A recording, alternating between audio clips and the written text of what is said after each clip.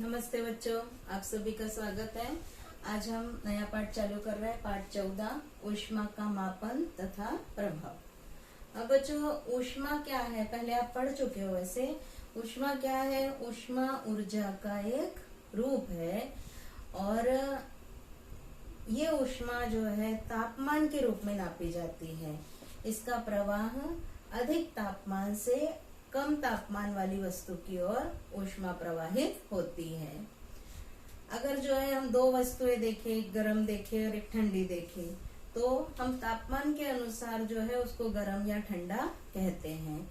जैसे आइसक्रीम है तो आइसक्रीम हम क्या बोलते हैं? ठंडी है, क्योंकि उसका तापमान कम होता है। चाय जो है गर्म है, क्योंकि जो है उसका तापमान अधिक होता है। और अगर जो है हम जैसे चाय आपने ग्लास में ली और गर्म रहती है बहुत, उसको ठंडा करना है तो क्या करते हैं? एक बड़े बाउल में ठंडा पानी ले लेते हैं, फिर उस ग्लास को उस ठंडे पानी में रख लेते हैं। तब क्या दिखाई देता है कि जो चाय होती है उसका तापमान धीरे धीरे कम होने लगेगा और जो ठंडा पानी है उसका तापमान धीरे धीरे बढ़ने लगता है। इसका अर्थ क्या हुआ? ऊष्मा का प्रवाह अधिक तापमान से कम तापमान की ओर होता है। अधिक तापमान से कम तापमान की ओर ऊष्मा प्रवाहित होती है। अब आपने देखा है कि ऊष्मा देने पर पदार्थ का क्या होता है? प्रसरण होता है। अगर किसी चीज को हम गर्म करते हैं, किसी पदार्थ को, तो उसमें ऊष्मा का प्रसरण होता है। अगर ठंडा करते हैं तो आकुंचन होता है, सिकुड़ती है चीज। उसी प्रकार ऊष्मा के कारण द्रव्य की अवस्थाओं में भी परिवर्तन होता है। अगर ठोस पदार्थ है तो उसका अगर हम ऊष्मा देते हैं तो उसका द्रव में रूपांतरण हो जाता है। द्रव को और ऊष्मा देते हैं तो उसका गैस में रूपांतरण हो जाता है। ऊष्मा की एसआई प्रणाली में इकाई जो होती है क्या होती है? जूल होती है। एसआई प्रणाली में ऊष्मा की इकाई जूल है और सीजीएस प्रणाली में ऊष्मा की इकाई कैलोरी है। जूल और कैलोरी इकाई होती है। एक कैलोरी ऊष्मा मतलब 4.18 जूल होता है। एक कैलोरी ऊष्मा बराबर 4.18 जूल।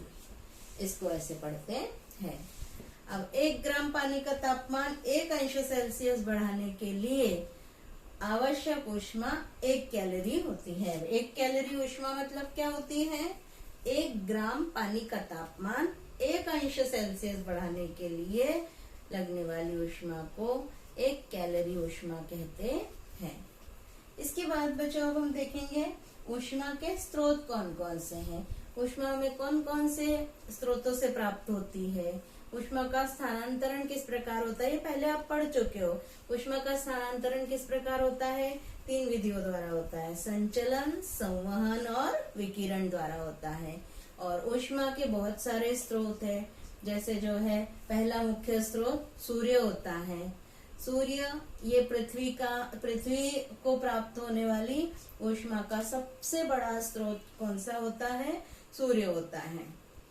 अब सूर्य में ऊष्मा कहाँ से आ रही है? सूर्य के केंद्र में जो है नाभिकीय संलयन होता रहता है। नाभिक मिलते रहते, संलयन मतलब फ्यूजन होता रहता है और अत्यधिक मात्रा में ऊष्मा का निर्माण होता है, ऊष्मीय ऊर्जा का निर्माण होता है। ये नाभिकीय संलयन कौन से नाभिक का होता है? हाइड्रोजन के नाभिक। हाइड्रोजन के नाभिक संलयित होते हैं और हीलियम के नाभिकों का निर्माण होता है। सूर्य के केंद्र भाग में हाइड्रोजन के नाभिक का संलयन होकर हीलियम के नाभिक तैयार होते हैं और प्रचंड मात्रा में ऊर्जा का निर्माण होता है। इसमें ही कुछ ऊर्जा इसमें से प्रकाशीय ऊर्जा के रूप में होती है और कुछ ऊष्मीय ऊर्जा के रूप में पृथ्वी तक पहुंचती है। सूर्य से ही प्राप्त होने वाली जो प्रकाशीय ऊर्जा होती है और ऊष्मीय ऊर्जा भी होती है और सतत जो है ये प्रक्रिया होती रहती है। इसलिए सूर्य से सतत ऊष्मा प्राप्त होती रहती है। दूसरा मुख्य स्रोत जो है ऊष्मा का है पृथ्वी। पृथ्वी के केंद्र का तापमान बहुत अधिक होता है और पृथ्वी इसीलिए जो है पृथ्वी ऊष्मा का स्रोत है। ये जो पृथ्वी के अंदर जो ऊष्मा होती है उसको क्या बोलते हैं, भू औष्णिक ऊर्जा कहते हैं। पृथ्वी के अंदर जो पृथ्वी के केंद्र में भी ऊर्जा है, इस ऊर्जा को क्या बोलते हैं, भू औष्णिक ऊर्जा कहते हैं। तीसरा आता है रासायनिक ऊर्जा। अब रासायनिक ऊर्जा जो है, हमारे जो ईंधन होते हैं, लकड़ी है, कोयला है, पेट्रोल है, डीजल है, मिट्टी का तेल है, ये सब जो है ईंधन, इनके ज्वलन से जो है, इनमें सब में रासायनिक ऊर्जा संचित रहती है। ये इनका जब ज्वलन होता है, मतलब ऑक्सीजन से क्रिया होती है, तो ऊर्जा का निर्माण होता है, ऊष्मीय ऊर्जा का निर्माण होता है। ये हो गए 3 रासायनिक ऊर्जा तक हो गए। इसके बाद आता है विद्युतीय ऊर्जा। विद्युतीय ऊर्जा का उपयोग करके भी ऊष्मीय ऊर्जा का निर्माण किया जाता है या ऊष्मा का निर्माण किया जाता है। आपके घर में ही जो है विद्युत से चलने वाली विद्युत इस्त्री होती है, विद्युत चूल्हा है, ये हीटर जो होते हैं, इनमें जो है, इनके उदाहरण आपने देखे हैं, जिसमें विद्युत धारा प्रवाहित करने पर ऊष्मा का निर्माण होता है। इसके बाद अगला है परमाणु ऊर्जा। परमाणु जो होता है वो भी ऊर्जा का स्रोत होता है। जैसे कुछ तत्व है, जैसे बड़े परमाणु जो होते हैं, यूरेनियम है, थोरियम है, इन परमाणुओं के केंद्रकों का विभाजन होता है और अत्यंत कम समय में प्रचंड ऊर्जा और ऊष्मा का निर्माण होता है। यूरेनियम, थोरियम, इसका उपयोग जो है परमाणु भट्टियों में किया जाता है। इन परमाणुओं का विखंडन कराया जाता है, इनको तोड़ा जाता है। इनको तोड़ने पर प्रचंड मात्रा में ऊर्जा का निर्माण होता है। उस ऊष्मीय ऊर्जा का उपयोग करके ही जो है विद्युतीय ऊर्जा का निर्माण किया जाता है। मतलब परमाणु ऊर्जा प्रकल्प में इस ऊर्जा का उपयोग किया जाता है। परमाणु ऊर्जा से भी ऊष्मीय ऊर्जा प्राप्त की जाती है। इसके बाद अगला स्रोत है ऊर्जा का हवा। हमारे आसपास जो हवा पाई जाती है, इसमें भी अधिक से अधिक सूर्य की जो ऊष्मा प्राप्त होती है वो अधिक से अधिक अवशोषित करके रखती है, जिसके कारण देखिए वातावरण का तापमान जो है थोड़ा गर्म बना रहता है। इसमें अधिक से अधिक मात्रा में ऊष्मा समाविष्ट होती है। यहाँ पर देखिए बच्चों, चित्र में दिखाया गया है ऊष्मा के अलग अलग परिणाम क्या होते हैं। सबसे पहले इसमें देखिए पानी गर्म हो रहा है, मतलब पानी उबल रहा है, तो ऊष्मा के कारण पानी क्या होता है, उबलता है। दूसरा जो है बर्फ पिघलते हुए दिखाई गई है। इसका अर्थ क्या है, ऊष्मा के कारण ठंडी जो बर्फ होती है उसका तापमान कम होता है और पिघलती है। तीसरे इसमें ऊष्मा के कारण जो है माचिस जलते हुए दिखाई दे रही है। और चौथे इसमें प्रसरण दिखाया, गुब्बारा दिखाया गया है। इसमें जो ऊष्मा आग प्रज्वलित हो रही है, इसके कारण क्या होता है, ऊष्मा के कारण जो है हवा गर्म होती है और हवा गर्म होकर जो है प्रसरित होती है, फैलती है, और फैलकर जो है हवा क्या हो जाती है, हल्की हो जाती है, जिसके कारण गुब्बारा जो है आकाश में उड़ता रहता है। इस तरह से बच्चों हमने क्या देखा, ऊष्मा के परिणाम देखे कि विभिन्न परिणाम क्या होते हैं। इसके बाद जो ऊष्मा जो है ये किस रूप में नापी जाती है, तापमान के रूप में नापी जाती है।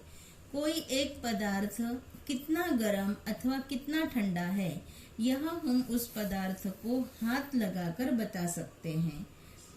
लेकिन हमें महसूस होने वाली गर्म या ठंडा जो संवेदना होती है वो सापेक्ष होती है। कैसे सापेक्ष होती है, ये हम एक उदाहरण द्वारा देखते हैं। वास्तव में ये प्रयोग अभी आपको है नहीं, लेकिन फिर भी जो है समझने के लिए हम देखते हैं कि सापेक्ष संवेदना क्या है। यहाँ पर 3 बर्तनों में पानी रखा है।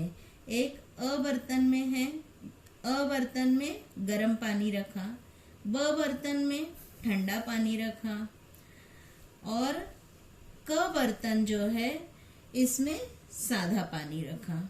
ठीक है, अब आप अपना हाथ जो है एक बर्तन के पानी में डालिए, फिर दूसरे बर्तन के पानी में डालिए।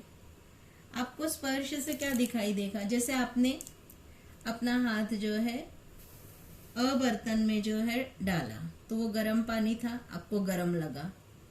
इसके बाद में आपने बर्तन में डाला, ठंडा लगा।